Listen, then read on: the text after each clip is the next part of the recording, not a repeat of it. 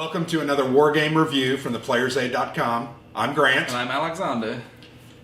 This week we received a full Kickstarter copy from Flying Pig Games for their newest game, Armageddon War, and it's titled Platoon Level Combat in the End War.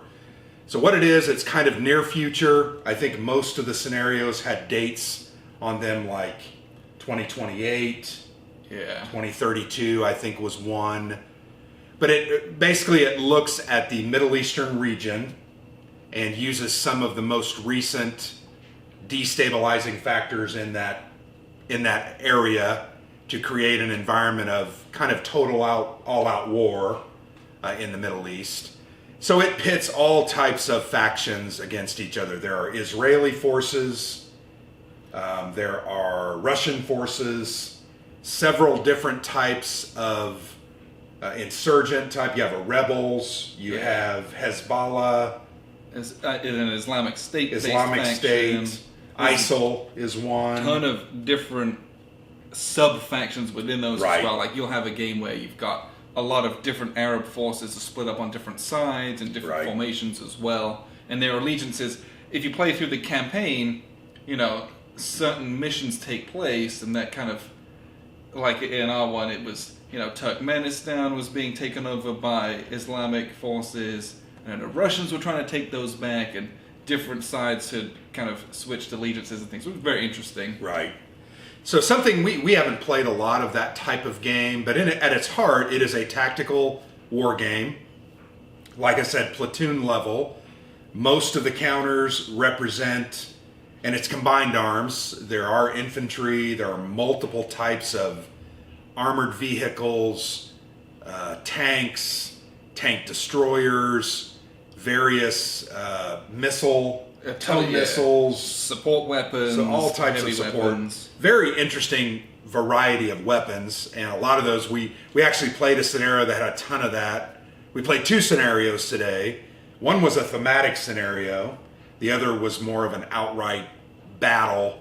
But yeah, lots of different access. We did not use helicopters, drones, or our autonomous vehicles. Yeah, and that's the thing. It is future war, near future. So there's a couple of pieces of like technology. Yeah. Like there's some drone robots that can like defend places for the US and things like that. So there's, you know, it's not just modern. It's like near future. A step forward. 20 years down the road. Nothing 15. Sci-fi with lasers, but like, you know, some of these things have like really huge missiles on them and cool weapons, so just a little bit different flavor, but something that's rooted in a lot of social and political issues today. So there's a lot to attach to as well.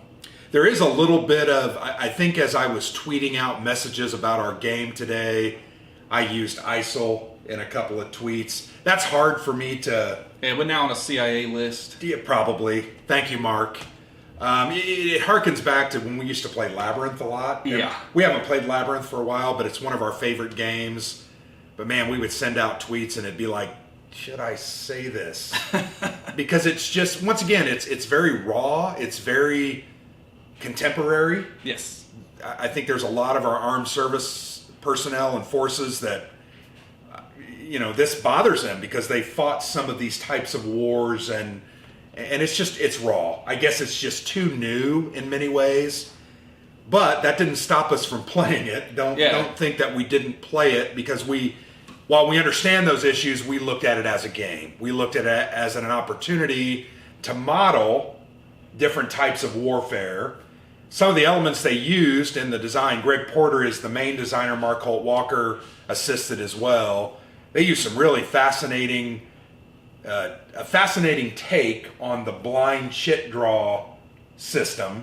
Yes. With some logistics or command counters that you could basically throw a chit back into the mix, even after those units had gone. Yes. Very powerful. In fact, we would do that several times, and I kind of asked myself, why do these keep coming up? Well, because we threw them back in. Duh, we threw them back in. But there's a cost to that. You don't get to activate some of your units some of the time. Yeah. But very cool. That's a great system. They also use the step loss system. I'm trying to think what we call that, Alexander. Well, it's interesting how kind of damage is taken in this game.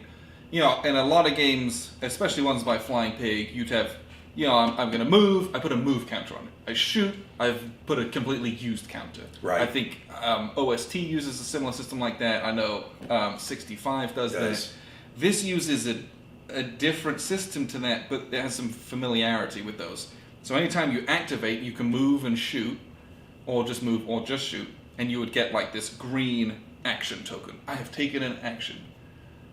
But that also is, it's kind of like a step loss, because the steps... It's a penalty. The steps represent fatigue from combat, usage of supplies... Ammo running short, that kind of thing. If you take a hit, you go from an action to the yellow pinned marker, which is a -2.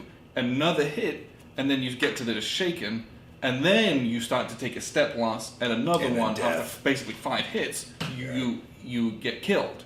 If you can't be reduced, you've just got the 4 steps. So every time that particular formation activates, everyone recovers 1 step. And it's automatic. And then if you're kind of behind your own lines, away from enemies, you can recover a few more multiple steps. So instead of it just being like, on this turn, I've moved all my guys, and I've used them all up now. You do that, but then your hits will stop you from being able to activate in the future. Because if you take a bunch of hits, you've got this -3 counter, you're only going to recover to -2. On -2, you still can't move and fight. Right. So you end up... All you can really do is defend and counterattack, and that's it. And counterattacking is very hard. It's very hard because you're taking less dice. You're getting less dice. And a lot of times it's impossible. So between this kind of chit draw, which we'll get there in a second as well, and this very fluid unit activation system, kind of intertwined with the damage from battle, it's really interesting. And we talked about this, and this is what the game is supposed to do, and I think it does it very well. There's no turns in this. I'm activating a formation, we'll draw another one, activate a formation, and once you're done with those, you just put them back in and go again, but it's the same. There isn't like a big refresh phase. Right. Every time you activate, those guys are going to get actions on them, and then when they activate again, they're going to clear some off, but then you'll put them right back on doing stuff. So what that does is it creates, in essence, the feel of one continual engagement with no breaks, right? Yes. You're kind of just fighting, defending, trying to recover steps, and then guess what? Your chick comes back up again, and you've got to be ready to go. I like that. It felt very frenetic, I thought. Yes. It felt very engaging. Every draw that came out of that chit cup, I was like, oh, what's going to happen and who's going to activate? Because sometimes the other thing I really liked is it will tell in the scenario setup that the Shada faction has 3 formation chits, right? Yeah. So that one group of soldiers, it might be 6 soldiers or 6 counters, 2 or 3 vehicles and 2 or 3 men. They're going to have 3 activation opportunities in that cup. So they're going to activate a lot. So they're going to keep coming back up. If they're getting a lot of wounds, they're not going to be able to do much. But they can keep taking them off. Yeah, it's very interesting. So let me give you an example of what that, and this is hard to explain, so just bear with us. Early in the game, I made some tactical mistakes with my big tanks. My Russian tanks, they had huge movement. I think they could move 8 spaces. On the road, they could move 16 spaces. So I ran my huge tanks kind of right up to the front. They took they got a lot of damage on them. They took an activation counter, so they were -1, and then Alexander shot some missiles at me, and all of a sudden I looked at my 3 major tanks. One of them had -3, one of them had a -2, and the other had a -1. He was lucky. But all of a sudden that fighting force became completely and totally ineffectual. You're like 3 turns away from being able to use that one tank. Because every turn they're going to recover only 1 step generally. Because they were in the line of fire still. And what I realized was we didn't think about the range on those tanks was 9 spaces. Yeah, they can. You had no units that had higher than 7. So what I should have done was parked myself 9 spaces away and started shooting, forcing you to then move up into me. It would have just been totally different. But man, I love that. And I was waiting for that shit to come back out, and it took a long time. They were sitting ducks for a long time. But I think the best part about the system, and we said it does what it's supposed to do, like you said, it was one long engagement. This particular scenario that's on the board right now, it was 30 formation activations 30 long, activations, which is basically... You go through the whole set of chits 3 times. Almost 3 times. Yeah, almost 3 times. And you're like, oh, that's 3 turns. It's not, though. It's rolling. It just rolls over, and nothing gets cleared off in between those kind of 10 activations, so to speak. And so it's this continual fight that's going on and on and on and on and on and on. And I thought that was a huge credit to the system. I thought that was so great. Because that felt realistic to me. Right. You're never a point where you're like, oh, I just made it through 7 activations. Now everyone's okay again. Yeah. Let's get back to fighting. That's not the way it was. No, and that's not the way how real combat is. It's just not like that. Right. But this rolling system, I thought, was very cool. Very well done. So that's a huge thing to take away from the system. Really cool. And the way that they've got this, and we'll show you kind of up close. Oh, that's awesome. These funny shaped counters, they've got like a big arrow on one side. So when you put it underneath it, it sticks out the side of your 1-inch counters so you can see what it is. And the hexes are big enough where they accommodate those. So it doesn't cover up your unit statistics. And whilst you might have a stack of 6 guys, you can see all of the kind of the negatives they have. Yeah, the negatives are just sticking out the side. You can just be like, oh, that one's a -2, that one's a -1. Really easy. Yeah, very. Are those trapezoids? I was trying to figure out what shape that is. This is a polyhedron. No, a polygon.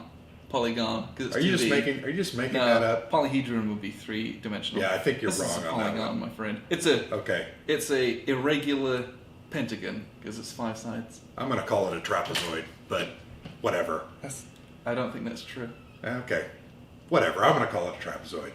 But that's not what it is. It might be. It's also not a polyhedron. A polyhedron is a 20-sided die. That's a polyhedron. That's polyhedral because it has multiple sides. This is a polygon because it's got multiple sides. All right, maybe I will side with you on that. We'll fight that out later. We will fight that out later.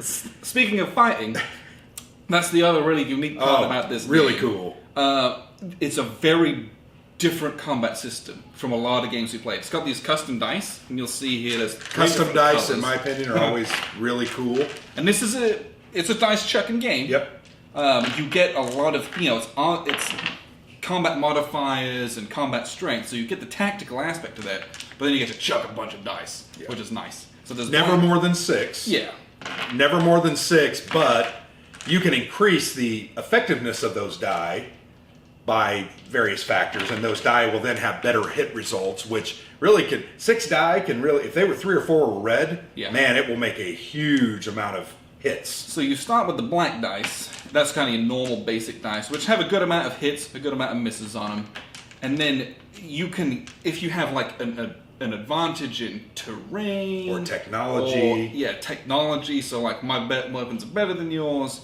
These black dice, if I happen to be rolling 6 of them, the net amount of kind of upgrades, I might replace 2 of those with 2 red ones. Or if I'm fighting at a huge disadvantage, they're going to turn into these green ones, which are terrible. Green ones are terrible. These are like a pea shooter, I think. Yeah. This is like the red are like a fine-tuned, self-guided missile, basically. And when you get into things like close combat, or you start doing return fire, the dice start to get into these red ones a lot, and it's very bloody and very brutal. You just start wiping each other, which when you need 5 hits, that's pretty impressive. You can roll that, and it is doable. As long as you have red dice, you can definitely roll 5 hits.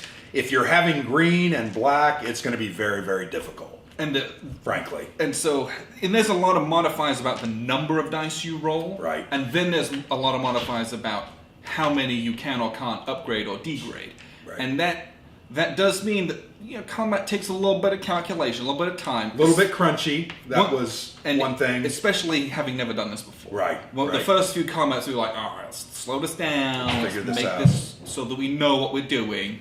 But once, towards the end of the game, we kind of knew, and especially when you start doing the same types of combats, you're like, okay, well, it's this, that, and this, and this, this, that, and this, and this. Not too bad. But chucking the dice is really fun.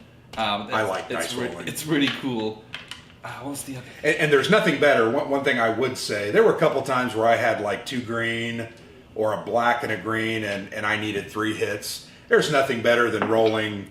I think there's one. I think it's 2 hits on those. There's 2 hits on the green, and it's like, oh, I rolled a hit with the green, and I rolled 2 with the black. It's like, yes. But how many times did you roll all misses? Oh my gosh, several times there. Which dice are fickle. If you can't roll dice, and he has a problem with dice rolling. It's not good. Yeah, it's not good. He needs to work on that. I'm very talented at rolling to whatever the weakest side is. Agreed. It's a skill that I have. Agreed. In fact, I plan a lot of my moves sometimes because I'm like, Alexander won't make those rolls. I'm just going to force him to roll. And then sometimes he makes those rolls, you're like, damn. But that was bad. That is, that's a big part of this. There's a lot of dice rolling. Yep. So you get a lot of randomness in the combat. But, again... if you can mitigate that by making good combat. Making sure you're doing close combat, making sure you're doing combat from an adjacent hex, making sure you're firing into the right type of unit with the right color. Now, that's another thing. I don't know that we're going to go into this very deeply in this review. Well, when we show them the board, we'll show that, a little bit of that. Man, colors are important. If you're firing with a red firepower die against a yellow it's going to require 2 hits. 2 hits for every one. 2 strikes to avoid the 1 hit. So that's important. There's even a situation where you're going to need 3 strikes to do 1 hit. Typically, that's if none of the colors match, which most of the time would be. Yeah, it doesn't happen often. If you had a rifle and you were shooting a helicopter. Or a tank. That kind of stuff is typically what that would be. So that's kind of cool, but once again, you got to do some crunchiness. You've got to do some calculation in your head to understand, okay, this infantry guy shouldn't be shooting at this tank. Let's move away and go for whatever. Yeah, a softer target, a target that matches my capabilities. Yes. I think that's what's important. And the nice thing with these dice is that you also want to be careful about how you use them. It's really easy to be like, load up on the firepower, let's get them. Because in a lot of the scenarios, especially in this huge battle that we did, this was kind of a coup situation. Yeah. The Russians were trying to take over Turkmenistan basically whilst the president was off on vacation. negotiating abroad. He was on vacation. Who was kidding? Basically, in attacks in urban areas, there's civilian counters. Yes. And collateral damage is negative victory points every time you do it. So you're like, I want to chuck all these red dice. I'm going to do this huge attack. And then anytime you roll a side that has 2 strikes, you would have killed 5 civilians. Really right there. easy to do. Yeah. Not good. It's negative victory points because the people won't stand for that. Yeah. There's people on the streets with video cameras. Yeah. International news, and so you lose victory points doing a lot of that. So there's some. Do I use my weaker units to kind of flush you out of urban areas, then I can crush you with my other units? A lot of cool strategy in this game. The other thing I really liked about that civilian concept, and you said it, but I really had to think, is this worth it? Is it worth understanding, I'm going to gain 2 victory points from this objective? Well, if you take an objective hit, you don't kill civilians. In this scenario, that was the case. But it's like I had to ask myself, I'm going to kill 2 units, I'm going to get 2 victory points, but you know what? If I roll doubles twice, I'm going to negate those victory points. So there were a couple times we didn't do it. Yeah. Right? We decided I'm not going to make that attack because it just didn't make sense. Yeah, you can't afford to lose the victory point from killing the civilians in that attack. So that was a new element that I really liked, and maybe that was only in that scenario, but I don't think so. It's in a lot of them. It's in quite a few, and I think they did that thematically. I did an interview with Greg and Mark a year ago when this was on Kickstarter. One of the things they said is obviously all of today's wars are kind of fought in the media, Absolutely. Right? There's cameras from the radio, the television stations, and the different news agencies, but there are also people with cell phones. And if you're doing those atrocities and being reckless, and you knock down an apartment building or you destroy a school, you're going to have negative ramifications from that. And your victory may be a victory, but you really didn't win. Because you're seen now as the international community is not going to stand for that, right? And the people I like won't stand for that. Great way of capturing that. I think a great way thematically of including that in the game. Okay, so what we'll do is I'm going to show you some of the stuff. There's a lot. We're not going to go through everything. We'll show you some of the board, and then we'll kind of come back and just wrap up here. Okay, so if you want to see kind of all the components, check out the unboxing video Grant did. It's very extensive. There's a lot of stuff there. We're just going to show you some of the mechanics rather than like the whole game, just because there's just a lot. What I want to show you is, let's see, what we'll start with are these action tokens here. So these are kind of your status markers. And basically, anytime you take an action on your turn, you'll get one of these here. And so, what that ends up looking like, let's see, get it in focus, he says. Okay. When you move, you get this action token underneath yourself. So, let's say my truck's going to move a couple hexes. Once he's done, you just put the green marker underneath him. He has moved. And that green marker is an indication that he is done for the turn. Now, what's important is, if you were to do that with a tank, the tank now has -1 to their dice number. And if you look, the action marker kind of sticks out the side. It's kind of perfectly lined up, which we really like. Excellent choice there. But on the counter it tells you, can't fire and move whilst it's got this token. It cannot move. It can't do op fire. It can, however, counter fire, and it can do close combat. And those are kind of important. Those are things that you kind of just decide to do out of your turn. So if he'd moved, he moves here. Now, for example, let's say this tank is going to open fire on him. You would do some combat. If you were able to inflict wounds on him, if you were to do one more step of damage, this -1, we take that off, and we put the -2 here, which is the pinned. Again, same kind of situation here, but it's a -2. So now it's even harder for them to do any counter-firing, to roll any kind of dice. Another hit's going to give them this -3 marker. And then if they take another hit, that's when they flip over to their reduced side. And if they take, to their reduced side, here we go. So this is their reduced side. Normal, reduced. Basically just going to lose some firepower there. And one more hit's going to eliminate this unit. You would just remove them entirely. And so the really important part here is, as these guys move, they get this action marker on them. If you can keep them this way, if the next time that they activate, and usually, let's see, in this scenario we had, I think this particular formation, if you look here, the 696th rifle, those guys had two, let's see if we can find them, they had 2 formation activations. So they'd activate once, and then there was an opportunity for them to activate again very soon after. The next time their chit gets pulled, you automatically go up 1 step. So they're now good order. If they have the pinned one, they simply go to a green one, like this. They go from 2 to 1. Well, they still can't do anything. They're getting better, but they can't do anything. And they're sitting ducks out here.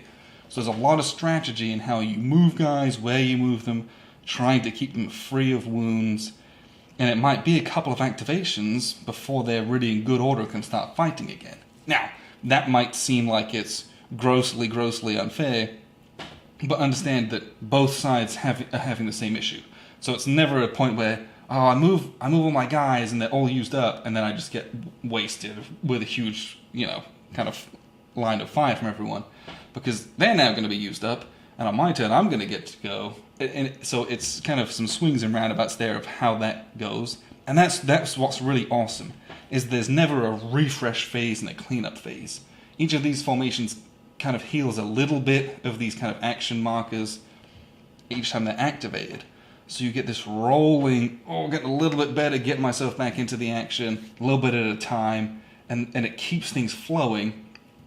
And there's never, like I said, there's never a whole, everything resets. You just don't get that. And so we had this huge battle, and we used the kind of the full board, and the Russians poured out of their military base and kind of ran into town here. And it just, you're not like, what happened 3 turns ago? You'd never ask that question in this game because it's one big round, one big battle, it feels like. And I think that's a huge credit to the system. The other thing that we'll take a look at here, is the combat. And there's a lot of stuff in the combat and a lot of different situations you can get yourself into. And we'll try and keep it simple here. So let's take a look. What do we got? Okay. We'll take just some normal rifle units here. So if you take a look here, so this red 2 is the firepower, this red 3 is the firepower, and they both have a red defensive shield. And the important part of that is if your number is red and you're attacking red, each hit that you score on a dice, each kind of these strikes, inflicts 1 hit. In this situation, when you use your rifles to attack the tank who's got a yellow, because these don't match, you have to, for every 2 hits on it, 2 strikes on a dice, you inflict 1 hit. So this only does 1 hit. Whereas against the other infantry unit, this would do 2 hits. So you got to make sure you're kind of utilizing arms in the best possible way. And so you want to start doing combined arms. You know, I'm going to lead with my tank unit because he can kill him effectively, and I bring in this guy as support. Things like that. When you kind of mix and match units, you want to try and do that as much as you can. So what this would look like, let's see. We'll do this one here, because it's, again, quite simple. Basically, if these guys attack them, I'm going to roll 2 dice as a base. I subtract however many's defense. So I'm only going to roll 1 dice. You would compare these little lightning bolts here. This is kind of their tech value. They're both the same, so there's no difference. Now, if we had, let's see, for example, if we were attacking this tank, which is a terrible idea, this tank here has a red lightning bolt. Red is a better technology than black, so I would be at a disadvantage, and when you're disadvantaged, you downgrade your dice from a black to a green. Or you can go the opposite way. If you happen to be attacking, and you can have these kind of a situation. If you're black on your green, black's better than green, so my normal black dice, I upgrade, because I have an advantage in the combat. So we're going to do that. So that's kind of how those work, and that's one of a few different upgrade modifiers.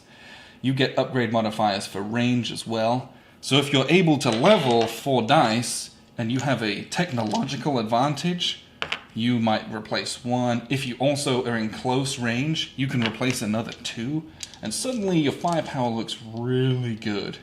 Now, there might be terrain modifiers as well, defensive terrain modifiers, so you might have to remove one of those. But this kind of pool of dice that's fluid is really, really interesting. And basically what you do is you net all of the dice quality modifiers, and that's what you end up with. So if your net dice quality modifier is negative, that many dice you're going to change to green ones, and then your attack starts to get really weak.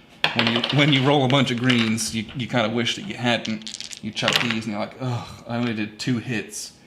Whereas the difference between rolling two blacks and 2 greens and 2 fours is 3 hits here. These are much better. And then when you start chucking in the red ones, you start laying waste. You're just looking at these strikes. I've got 5 hits. That's going to kill almost every unit in the game. Now these shields, those are important only if you've got enemies that are doing counterfire. And basically, there's a few rules and stipulations to that. But if I've got a couple tanks shooting at each other, well, we got a BMP here, and we got a T-58A. If I'm attacking you, well, if we did it the other way around, yeah, that's not a good example.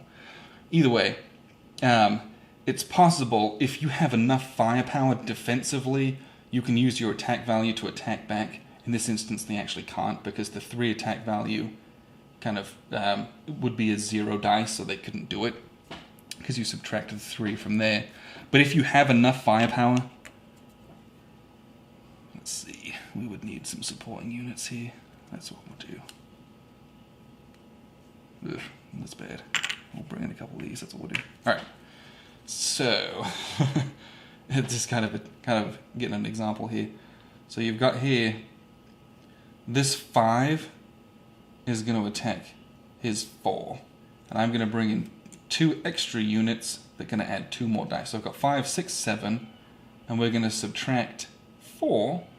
So I've only got 3 dice to roll. Now, in this example, if you noticed, these tanks had that black number in the yellow shield. This one's got a yellow number in the yellow shield. That means they're specialized against this yellow anti-tank number. So basically they've got reactive armor, that kind of stuff. So he has +2, so this is a 6 defensive value. So all of a sudden I'm only rolling 1 dice with 3 tanks.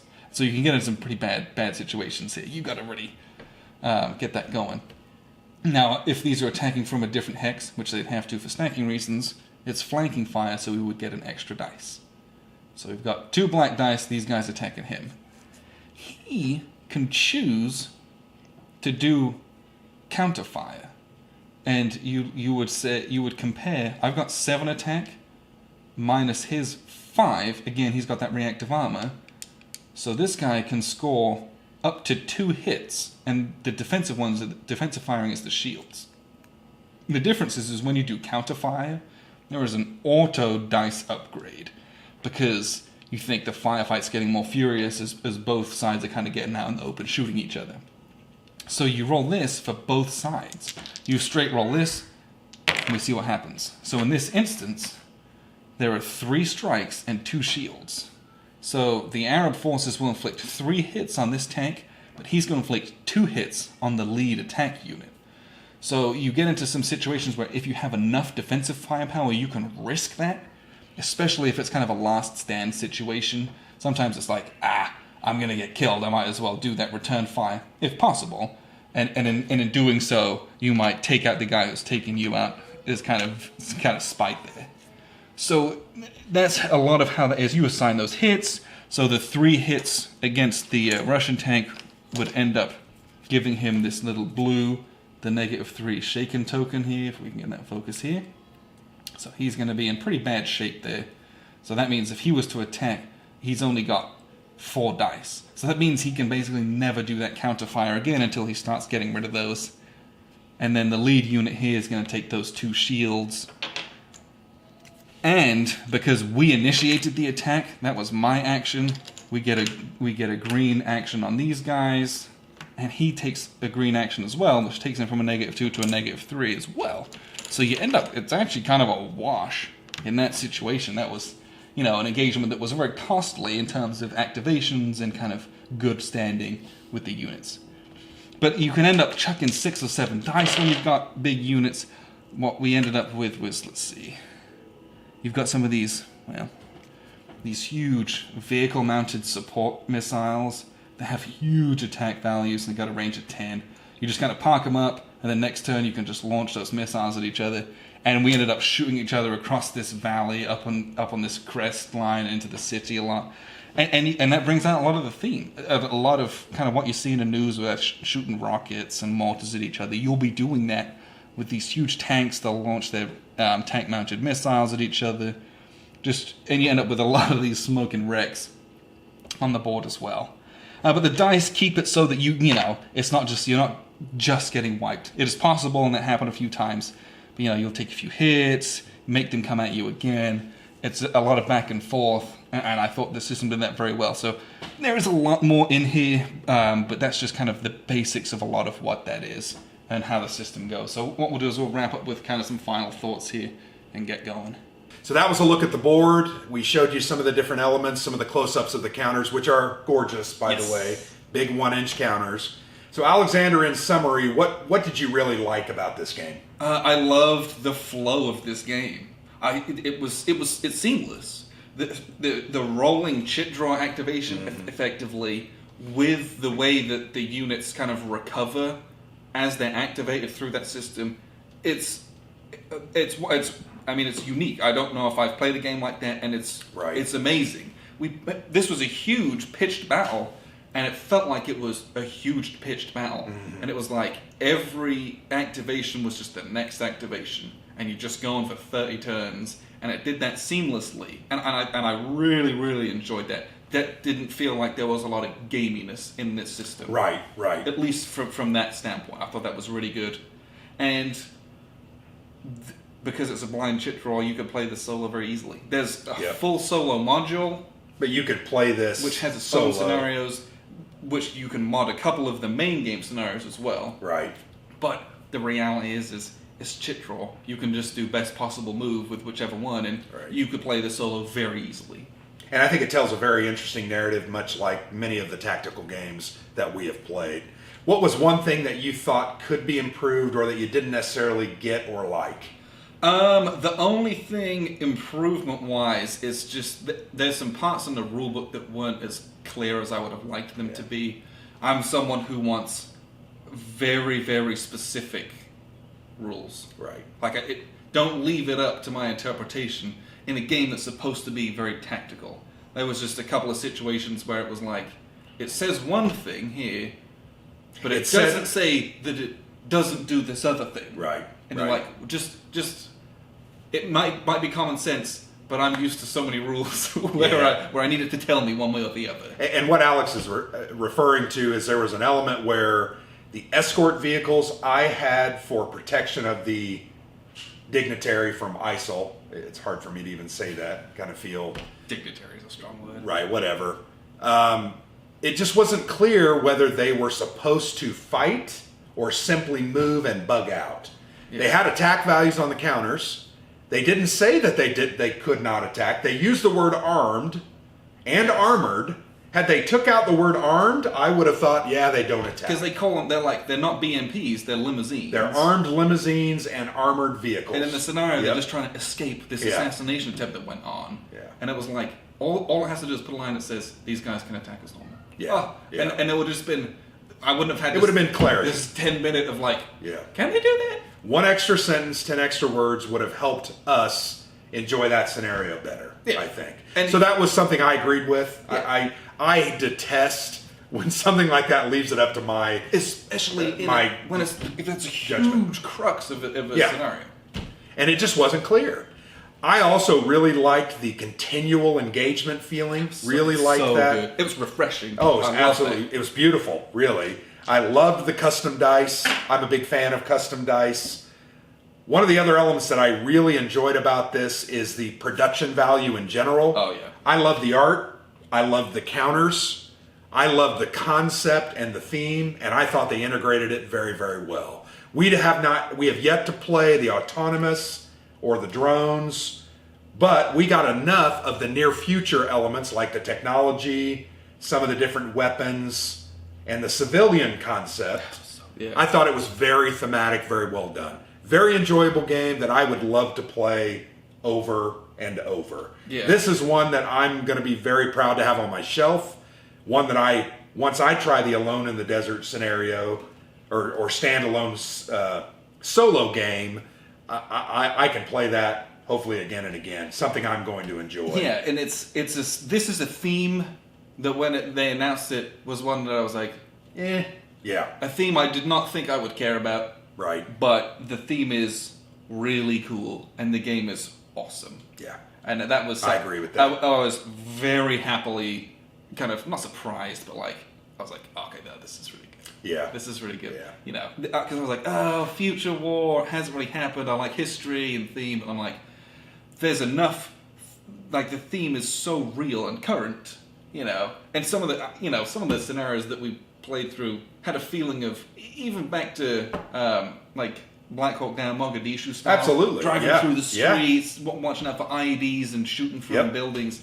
Even back, even as far back as the 90s when that happened. Mm-hmm. But you just get so much cool feeling. So I'm really happy that this turned out to be like, this is a big hit. I think that's really good. So, well done, Mark and Greg Porter, Flying Pig Games. Once again, this is Armageddon War, platoon level combat in the end war. Just off Kickstarter. I recommend you get this game. Now you can see there is a Burning Lands expansion. It adds, I think, about 5 or 6 new scenarios. It also adds a couple of new factions. I think one is Hezbollah, and I can't remember who else. But there's a lot in these boxes. You could play this probably 30 times and not get through everything. Yeah, there's a full campaign that's extra. Which is very cool. And there's the solo mod. I mean, there's just a ton of stuff. Yeah. So well done. I would definitely try to pick this one up if you've got the extra cash. And I think this is going to be one of those games.